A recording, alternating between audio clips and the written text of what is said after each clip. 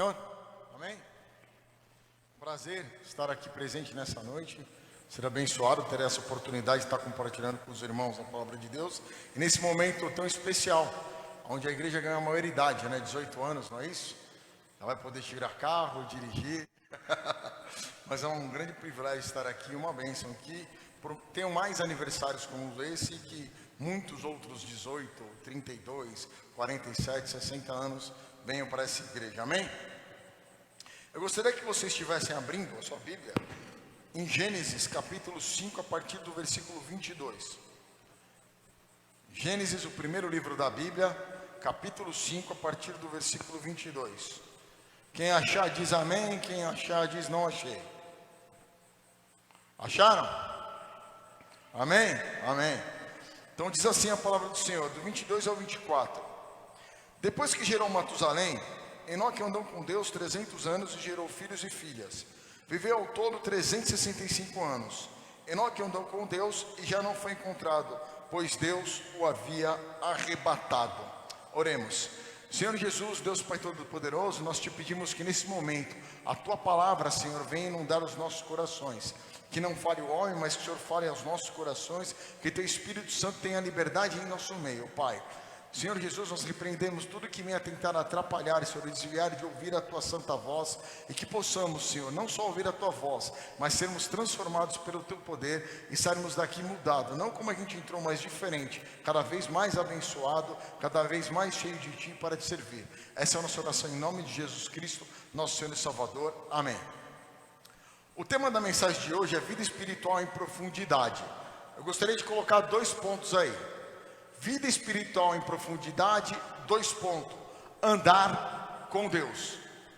O texto que nós lemos é de uma figura praticamente enigmática, porque das primeiras gerações ali dos descendentes de Adão, a Bíblia fala desse homem chamado Enoque, que tem um fato curioso. Enoque, tirando ele, tem mais um personagem na Bíblia que não enfrentou a morte, o que já, por si só já é um fato curioso. A Bíblia fala que ele andou com Deus e Deus o arrebatou, Deus o tomou para si.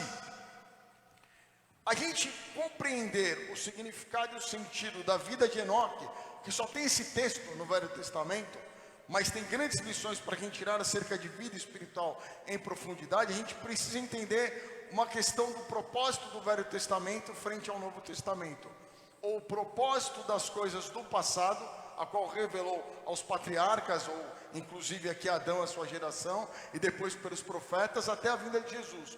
Qual o propósito dessas coisas, qual a conexão disso com Jesus?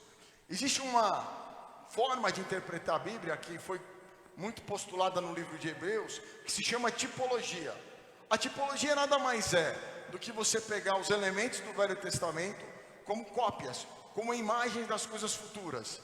Como o tabernáculo, o santuário, na verdade, é uma imagem das coisas celestiais. E os homens do passado traziam alguma mensagem de revelação para aqueles homens daqueles dias, mas ao mesmo tempo eles apontavam para uma coisa futura. Esse algo futuro que eles apontavam era Jesus o Cristo. Enoque, a gente pode ver como um tipo de Jesus, um tipo de Cristo. Jesus é a realização dessa prefiguração. Enoque é um tipo. Um outro que também a gente pode ver como uma tipologia, um tipo de Jesus Cristo, é Elias, que também foi levado ao céu num carro de fogo, amém? E é interessante notar que os dois são a tipologia do quê? Da ascensão de Jesus Cristo. A ascensão de Jesus Cristo você pode ver lá em Lucas 24, no versículo 51, em Marcos, no capítulo 16, versículo 19, e Atos, no capítulo 1, no versículo 9. Que é um elemento importante. Jesus, após ressurreto, ele ascende aos céus. Quem que não enfrentou a morte e ascendeu aos céus dessa forma? A gente tem o primeiro tipo de Jesus em Enoque, que representa uma era, a era antes do dilúvio. A gente precisa separar a história da humanidade em 2 grandes épocas: a época antes do dilúvio e a época depois do dilúvio. Por que eu estou separando dessa forma? Porque aquela geração do dilúvio já foi julgada. Então Enoque representa esse tipo antes do dilúvio, Elias representa esse tipo na fase da lei, e Jesus representa a consumação de tudo isso no período da graça. Mas o que significa esse elemento de ser trasladado? O que significa esses homens terem sido levados ao céu sem enfrentar a morte? Trazia para aquele povo duas mensagens que traz esperança aos nossos corações. A primeira é que, apesar da morte, apesar da queda do homem, havia esperança de uma vida eterna. Concorda? Porque se Enoque não enfrentou a morte e foi para ao lado de Deus, e Elias também não, traz a mensagem da vida eterna. Em segundo lugar, traz uma outra esperança, que ainda que eles não tinham essa visão clara, mas trazia, que é a esperança da ressurreição, que se consuma depois em Cristo, que não só ressuscita, como também ascende aos céus e nos deixa essa promessa de sermos ressuscitados juntamente com Ele, e não só isso também, do arrebatamento da igreja. A igreja ser arrebatada é o mesmo evento que aconteceu com Enoque e é o mesmo evento que aconteceu com Elias. É quando Jesus voltar em glória, Ele vai levar a sua igreja. Amém? Deu para entender isso? E a gente também não pode esquecer que o dilúvio é uma espécie também de juízo final. Por isso que tem esse homem que Deus escolheu naquele período para trazer uma mensagem de esperança àquele povo. Ele simplesmente, se eu não me engano, é o neto, o neto não minto, o avô, o bisavô de Noé. Um homem que construiu uma arca que trouxe uma mensagem de arrependimento. E que a maioria não se arrependeu, mas aquele mundo foi julgado pela água. Tanto que em Apocalipse, no capítulo 20, no versículo 13, quando fala da abertura dos livros e dos atos que cada um fez, fala que o mar entregou os mortos que nele havia. Esses mortos do mar, o que Apocalipse está fazendo referência, é aquele povo antes do dilúvio, que foi julgado pelo dilúvio. De certa forma existe um elemento aqui escatológico da esperança da vida eterna, da esperança da redenção do homem por Deus, mas aí finalmente extinguindo tudo que é de pecado, acabando com o pecado, nos dando o corpo glorificado, acabando com a maldade e acabando com o último inimigo, que é a morte. Já havia esse prenúncio ali naquele juízo antes do dilúvio.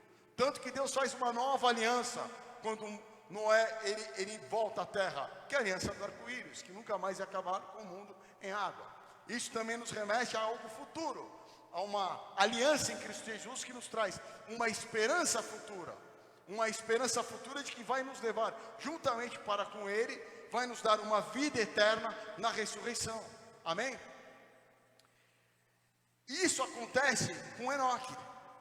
E a pergunta que a gente tem que fazer é: o que a Bíblia quis dizer na vida de Enoque com esse andar com Deus? A única coisa que fala em Gênesis é que era um homem que andou com Deus, e pelo fato dele ter andado com Deus, Deus o toma para si.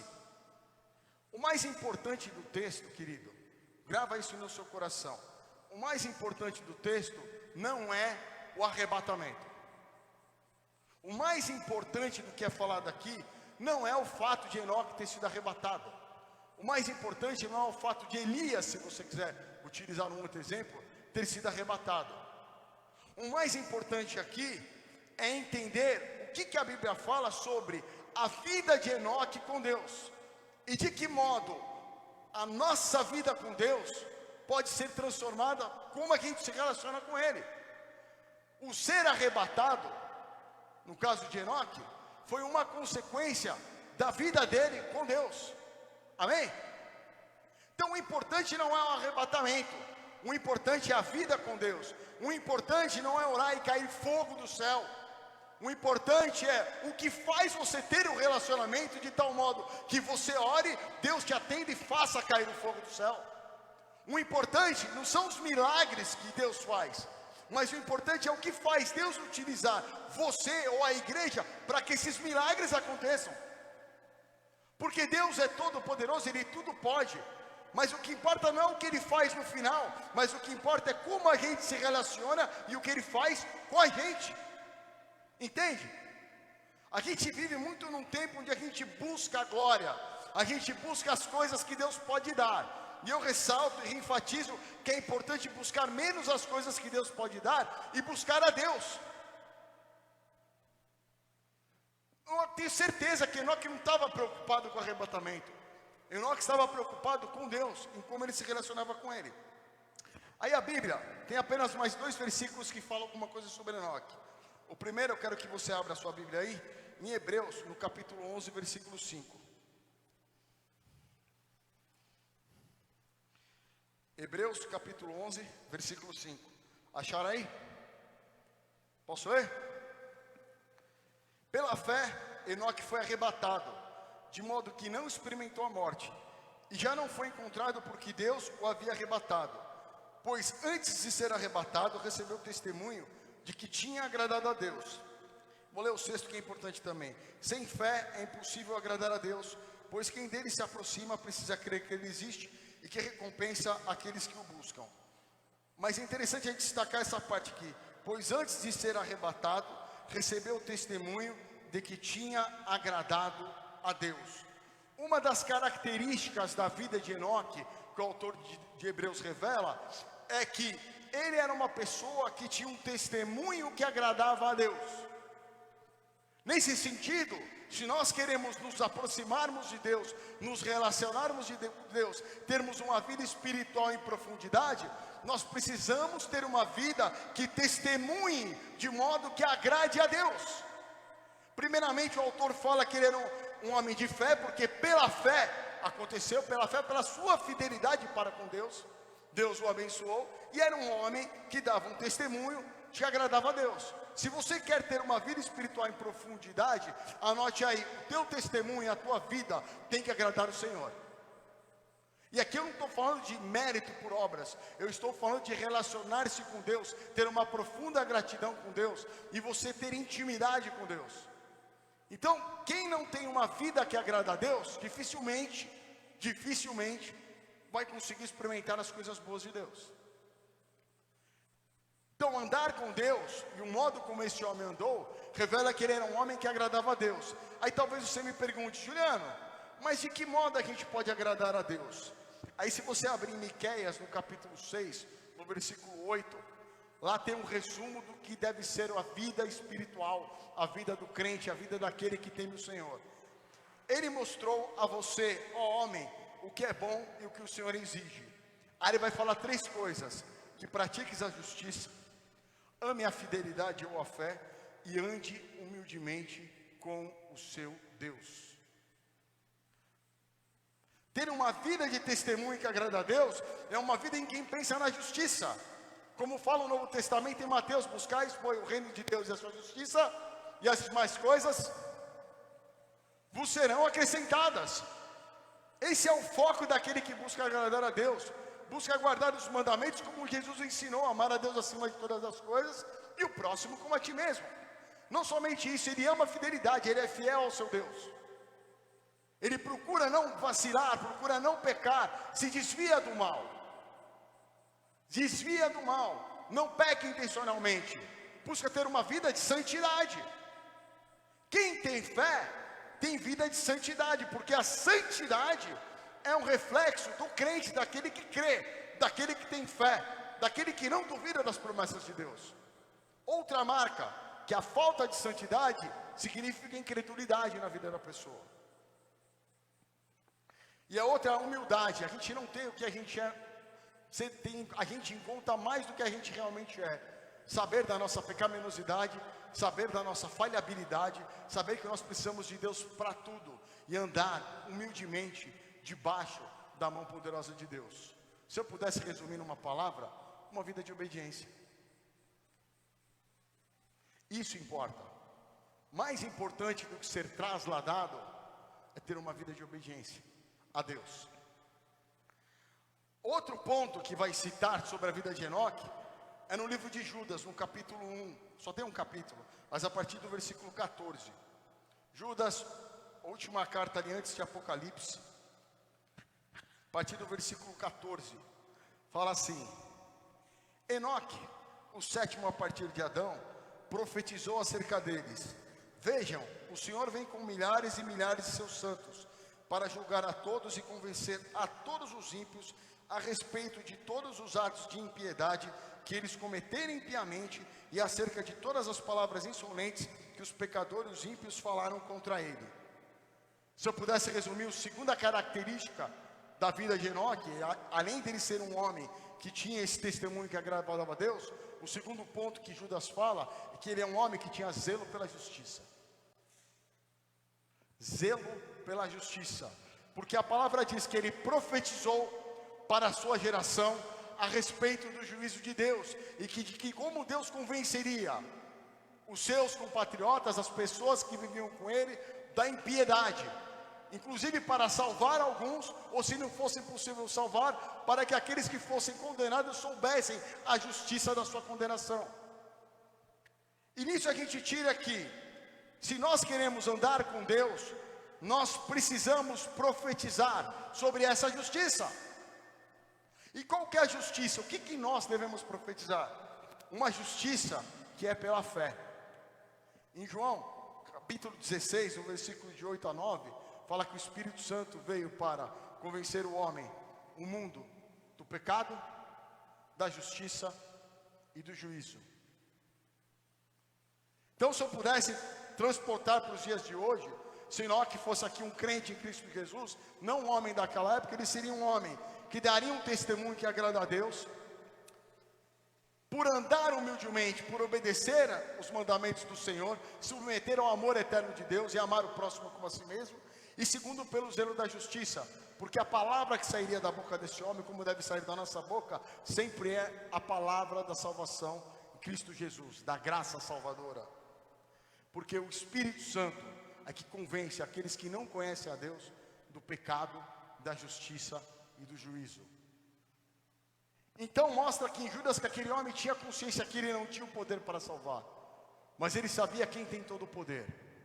Era um homem que andava então com um testemunho, preocupado em obedecer a Deus. Ainda que na época não tinha lei, o foco da vida daquele homem era agradar a Deus. O foco da vida daquele homem não era construir uma civilização como de Caim, dos descendentes de Caim. O foco da vida dele não era ser um cara mega abençoado, de ter muitos gados. O foco da vida daquele homem era ter uma vida que agradasse a Deus. E o segundo foco é que ele tinha um zelo profundo pela justiça da parte de Deus, que não só lhe agradava a Deus, como ele testemunhava e falava para as pessoas da necessidade de se ajoelhar e se submeter ao Todo-Poderoso. Nisso a gente tira uma lição poderosa, que eu quero que você saia aqui nessa noite como eu, com isso no teu coração. A vida de Enoque, o exemplo dele, é uma chamada à intimidade. Uma chamada à intimidade. O que é intimidade? Intimidade é aquilo que você tem na tua casa, na vida doméstica, no cotidiano. O que é o amigo íntimo? Aquele amigo íntimo é aquele que conhece os teus segredos, aquele que você abre o seu coração, aquele que abre o coração dele para você. Um relacionamento de absurda intimidade é no casamento, no matrimônio, entre cônjuges. Mais do que o aspecto sexual, tem um aspecto de rasgar o coração, de estar nu, de ser transparente um com o outro. Intimidade. Tanto é que a Bíblia utiliza essa figura de Jesus como noivo, com a igreja que é a sua noiva. É um chamado à intimidade de marido e mulher, usando essa simbologia para mostrar que tipo de relacionamento Deus busca conosco. Na caminhada com alguém, nesse andar com Deus, alguém íntimo, o que você faz? Você conversa. O relacionamento sempre se estabelece por meio do diálogo, porque pela palavra Deus fez o mundo, pela palavra a gente se relaciona, falando um com o outro. Nesse diálogo tem dois eventos que a gente faz, e sem diálogo não tem intimidade. O primeiro evento é você fala, e o segundo evento é você ouve o que o outro está falando. Tem alguma coisa diferente disso? Até entre surdos e mudos, um fala e o outro escuta. E há essa troca, onde você fala do teu coração, ouve o que o outro tem para te dizer. O nosso Deus é um Deus que faz morada, é um Deus que tabernacula. Desde o princípio ele se manifesta, ele se apresenta ao homem na sua glória. Diz lá no Éden, que assim que Adão e Eva comeram do fruto e se esconderam, leva a crer que Deus tinha o hábito de andar pelo jardim, de passear para falar com o homem, para se relacionar com o homem. Então, se o relacionamento com o Senhor se dá pela fala e por ouvi-lo, então o chamado à intimidade nos chama a duas coisas fundamentais para ter uma vida espiritual em profundidade. A primeira é a oração. Se você não ora, você não fala com Deus. Você acha que um casamento pode subsistir com um marido ou com uma mulher que não fala com o seu cônjuge? A oração não é feita para cair fogo do céu e para Deus fazer milagres. A oração é um modo que Deus permite você falar com Ele, abrir o seu coração, gerar intimidade. Ainda que você fale e ore muito através da oração, outro ponto é ouvir Deus falar. Como é que Deus fala conosco nos dias de hoje? Através da sua palavra, através da Bíblia. Se você não lê a Bíblia, não estuda a Bíblia, como você ouve o que Deus tem para dizer para você? Não existe vida de intimidade sem muita oração e sem muito estudo e meditação na palavra, porque é somente aí, somente desse jeito, que você rasga o seu coração para Deus, orando, e Deus fala ao teu coração, na intimidade. Na intimidade. O Senhor na intimidade revela os seus segredos. Se você abrir lá em 1 Coríntios, no capítulo 2, versículo 10, diz assim: mas Deus o revelou a nós por meio do Espírito. O Espírito sonda todas as coisas, até mesmo as coisas mais profundas de Deus. Pois quem conhece os pensamentos do homem, a não ser o Espírito do homem que nele está? Da mesma forma, ninguém conhece os pensamentos de Deus, a não ser o Espírito de Deus. Sem relacionamento com Deus, sem oração, sem leitura da palavra, o Espírito não pode habitar em você. Se você não aceita Jesus como Senhor e Salvador, e depois de aceitar, se você não se relaciona com Cristo, não se relaciona com o Pai, como é que você pode conhecer das coisas espirituais? O desejo de Deus é revelar os segredos a nós, segredos da intimidade dele, escritos na sua palavra. Por isso que muitas vezes Jesus falava por parábolas, ou falava às vezes literalmente, e as pessoas não entendiam. Porque faltava o quê? Intimidade. Você quer ter uma vida espiritual profunda com Deus? Ore e medite na palavra. Grava isso daí, tenha diálogos com Deus. Fale com Deus, fale com teu Pai e deixe Ele falar com você. Mais importante do que o destino final da caminhada, e aí você pode usar o que você quiser de símbolo. Se a gente pegar a vida de Enoque, quando Deus o levou para si, se você pegar o povo de Israel quando saiu do Egito, era chegar na terra prometida. Se você pegar a nossa vida e a vida da igreja, qualquer, se encontrar com Cristo e a vida eterna, mais importante que o destino final, querido, aprenda isso, é o caminho, é o que você faz no caminho. Certa vez, Deus chateado com o povo de Israel, falou para Moisés: Moisés, vão lá, entra lá na terra prometida, eu vou abençoar vocês, mas eu não vou acompanhar mais não, porque eu sou santo, e se eu acompanhar vocês, eu vou acabar com vocês. Sabe qual foi a resposta de Moisés? Em Êxodo 33, no versículo 15, ele diz assim: se não fores conosco, não nos envie. Querido, tanto faz o deserto ou a terra prometida. O que importa é se Deus está com você no deserto e na terra prometida. Tanto faz como é que você está vivendo hoje, se as coisas estão difíceis ou não. O que importa é se Deus está com você nisso. Porque não adianta você construir palácios, ter a melhor vida do mundo, se Deus não estiver com você. E nisso a gente aprende, como fala em Hebreus, no capítulo 10, que Jesus é a nossa tenda do encontro. Porque nesse mesmo texto de Êxodo, é o momento que Moisés vê Deus face a face. E que Deus o esconde numa pedra e a glória de Deus passa. Porque Moisés entendeu o que era se relacionar com Deus. Moisés não focou na terra prometida, Moisés focou em Deus. E a gente tem o privilégio de termos esse Deus Todo-Poderoso manifestando a glória dele o tempo todo para nós, por meio de Cristo Jesus. Jesus é a nossa tenda do encontro. Jesus é o tabernáculo celestial onde a glória de Deus se manifesta. Jesus é aquele que derrama a glória dele sobre você, por meio do Espírito Santo, e te enche da glória dele. Jesus é aquele que faz você o tabernáculo. Entende? Isso é intimidade. A vida espiritual em profundidade se dá em uma vida de devoção, de andar com Deus. Andar com Deus de Enoque é um andar devoto. Devoção é você ter um apego profundo pelo Pai, um apego profundo por Deus. E se dá no dia a dia. Você pode enganar várias pessoas, como eu posso enganar. Eu posso enganar vocês, pregando aqui. Eu posso enganar quem está vendo. Eu posso enganar com a minha aparência de cristão. Posso enganar com os meus discursos, com a minha fala. Mas a Deus ninguém engana. Deus conhece quem são os seus. E o seu se manifesta com intimidade com Deus. Intimidade.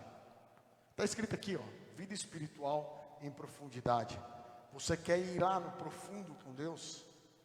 Ore, leia, pense na caminhada. Pare de pensar no que Deus pode te dar e pense em quem Ele é. Deixe Ele falar contigo. Ele não vai falar somente acerca da tua vida, não. Ele vai falar sobre os planos dele. Para você, para a igreja, para o próximo. Ele vai colocar dentro de você as preocupações que Ele tem. Ele vai fazer de você uma símile viva, uma metáfora viva, de modo que os sentimentos que Deus tem vai se derramar sobre você, como era nos antigos profetas. Tem vários exemplos. Ezequiel, quando Deus o pega e levanta, e ele vê a glória de Deus, depois que ele volta, ele fica cheio de náuseas. Essas náuseas que ele sente eram as mesmas náuseas que Deus sentia em relação ao pecado do povo. Quando Deus usa Oséias, ele fala, vai lá e toma uma prostituta como mulher, assim como eu tomei o povo que estava em pecado, é uma prostituta para comigo. Ele sente as mesmas coisas que Deus sente. Quando Pedro realmente se converte e diz que ama Jesus e começa seu ministério, diz a Bíblia que a sombra dele curava, porque ele se parecia com Jesus, e ele começa a fazer as mesmas obras que Jesus fazia. Quando a gente tem intimidade com Deus, Deus se manifesta em nós, e nós começamos a ser perfeitos, como é perfeito o nosso Pai que está no céu. Quando a gente tem intimidade com Deus, as coisas mudam ao nosso redor. Mudam porque Ele tem liberdade para manifestar o poder dEle na tua vida, por você e na vida dos outros. Quando a gente tem intimidade com Deus, a gente sente as coisas que Deus sente. A gente sente amor pelo pecador. A gente sente um anseio de salvar vidas.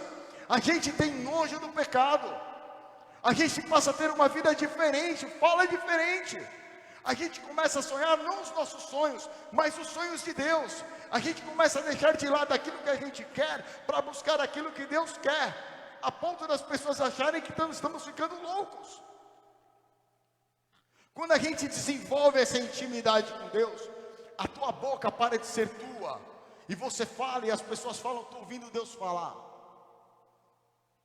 E você pode fazer uma mensuração na tua vida, cada um examina a si mesmo.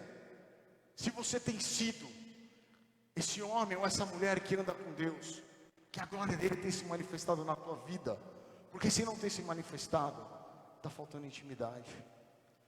Quando você anda com Deus, os teus sonos às vezes vão ser perturbados de madrugada, e você vai colocar o teu joelho no chão e orar por coisas que você nem sabe por que você está orando, porque o Espírito Santo intercede com gemidos inexprimíveis, não somente por você, mas por os outros que vão precisar da tua oração. Quando a gente tem intimidade com Deus, Deus leva a gente para Ele. Tanto leva a gente para Ele, que Ele entregou o seu Filho para morrer por nós, e a promessa é que Ele vai nos levar para Ele. Quero terminar a mensagem de hoje com essa frase: que busquemos intimidade com Jesus, de modo a alcançar um testemunho que agrade a Deus. E esse testemunho é o testemunho que mostra que a graça salvadora operou efetivamente essa salvação em nós. Não tem mágica, não tem 10 passos, não tem um grande segredo, não tem oração que o pastor eu possa fazer para mudar a tua vida. Não tem. Tem uma decisão sua. A primeira decisão para aquele que não conhece a Jesus é aceitar a Jesus como Senhor e Salvador. E uma vez que você fez isso, é aceitar o chamado a ter intimidade com Deus. Eu não posso orar por você, querido. Orar no teu lugar, fazer as orações que você deveria fazer. Eu não posso. Eu não posso ler a Bíblia por você, querido. Fazer as leituras da Bíblia por você. Eu não posso substituir, como ninguém pode substituir, a tua mulher. Porque se uma mulher substituir a tua mulher, é adultério. Só sua mulher pode falar com você. Só sua mulher pode ter intimidade com você. Só você pode ter intimidade com Deus. Entende? A gente é preocupado com muitas coisas. A gente quer coisas grandes, maravilhosas. E a simplicidade do Evangelho é nisso. Intimidade com Deus é coração, leitura da palavra, obediência, testemunho que agrada a Deus e zelo pela sua justiça. Que Deus abençoe a vida da igreja.